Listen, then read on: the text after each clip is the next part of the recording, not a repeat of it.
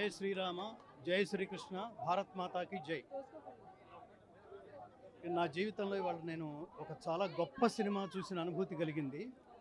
నేను నా స్నేహితులతో అంటున్నాను, ఇది అతను మాత్రమే తీయగలడు, అతనే ఈ సినిమాకి సరైనోడు. ఆయన శ్రీ బోయపాటి శ్రీను గారు. ఆయన మాత్రమే చేయగలడు, ఆయన దీనికోసమే పుట్టాడు. ఆయన పేరు, ఆయన నట విశ్వరూపం ఈ సినిమాలో మేము చూడగలిగాం. ఆయన జీవితం మొత్తానికి ఇదొక మకుటాయమైన మనమైన సినిమా.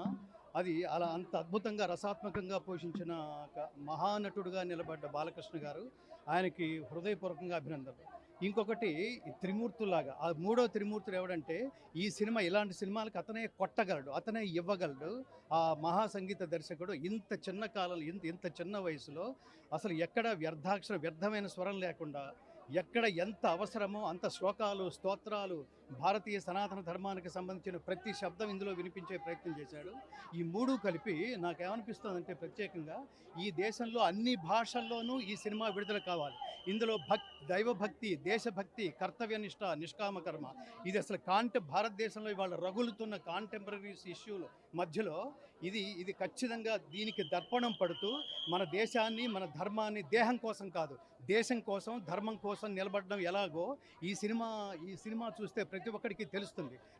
నిజానికి వాళ్ళ సనాతన ధర్మం మేలుకొనుందా, నిద్రావస్థలో ఉందా అంటే, ఖచ్చితంగా మాలాంటి వాళ్ళు నిద్రావస్థలోనే ఉందని చెప్తారు. ఎందుకంటే పాయింట్ బ్లాంక్లో గన్ పెట్టి నువ్వు హిందువా అని అడిగి మరి అమాయకులైన 26 మంది కాశ్మీర్లో పర్యాటకుల్ని చంపేసిన ఒక్క హిందువు రోడ్డు మీదకి వచ్చి నిరసన వ్యక్తం చేయలేని ఒక్క స్వామీజీ కూడా, కొన్ని లక్షల మంది, ఒక్కొక్క స్వామీజీకి కొన్ని లక్షల మంది వాళ్ళు అంటారు భక్తులు ఉన్నప్పటికీ రోడ్డు మీదకి వచ్చి నిరసన వ్యక్తం చేయలేని ఈ దేశంలో ఇంత ధైర్యంగా సినిమా తీయడం అనేది అసలు చిన్న విషయం కాదు స్వామి. ఈ దేశం మీద ఈగవాలితే, ధర్మం మీద ఈగవాలితే, దేశం మీద ఈగవాలితే భరించని ఒక మహా దేశభక్తుడైన ఒక అఖండ కథ ఈ సినిమా. నేను ముఖ్యంగా కోరుతుంది ఏంటంటే, మన మోడీ గారు, ఈ దేశ ప్రధాని మోడీ గారికి ఖచ్చితంగా చూపించి తీరవలసిన సినిమా. ఈ సినిమాలో మధ్యలో ఎక్కడో సర్జికల్ స్ట్రైక్ అని కూడా, అంటే ధర్మ సంస్థాపన. నేను భగవద్గీత అనే మార్గంలో 2 దశాబ్దాలు ఉన్నాను మిత్రమా. ఈ 2 దశాబ్దాల కృషిలో నేను భగవద్గీత తప్ప నేను ఎప్పుడు ఏది మాట్లాడలేదు. నేను ఎంటర్టైన్మెంట్ సినిమాలకి వెళ్ళలేదు. 2 దశాబ్దాల తర్వాత చూస్తున్న సినిమా. నా భగవద్గీత ప్రయాణంలో, ఈ భగవద్గీత అనే తపస్సులో నాకు ఏదైనా పరమాత్మ కనుక నాకు నా నాల్కకి శక్తి ఇచ్చి ఉంటే, బాలకృష్ణ గారు ఆయుష్మాన్ భవ. అట్లాగే సంగీత దర్శకుడు